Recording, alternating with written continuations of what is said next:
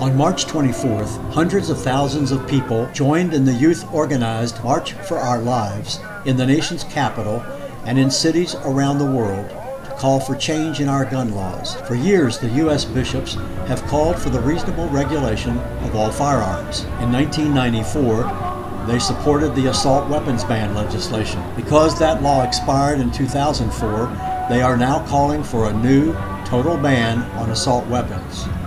No surprise then that in the crowd that packed the streets of Washington calling for change were 31 students from Assumption High School in Louisville.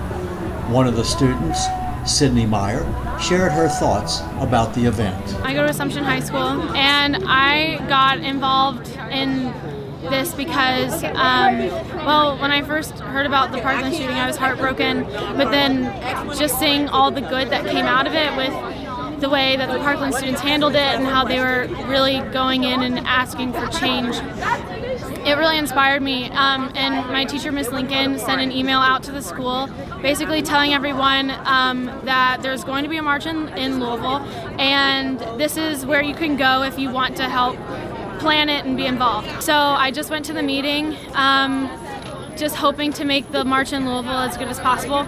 And then, so I, along with a few other high school students in the Louisville area, were in charge of planning and inviting legislators and doing things like that.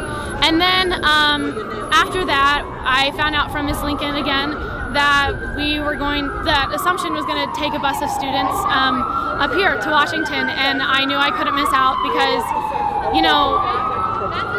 all of this violence is unnecessary. There's so much that can be done to prevent it, and just the fact that politicians are refusing to change anything because of money is just so morally wrong, and something that it just sickens me. So I wanted to come up here and be a part of this and just show that this is something that we're not going to wait around for someone else to do for us. We're going to take this into our own hands and really be the change that we want to see. So what do you think the follow-up will be? Voting. We have to show up.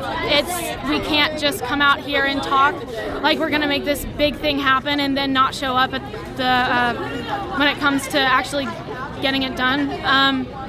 So we have to pay attention to who's taking money from where, and making sure that the people we're voting for are really going to be there for us, the future of the country.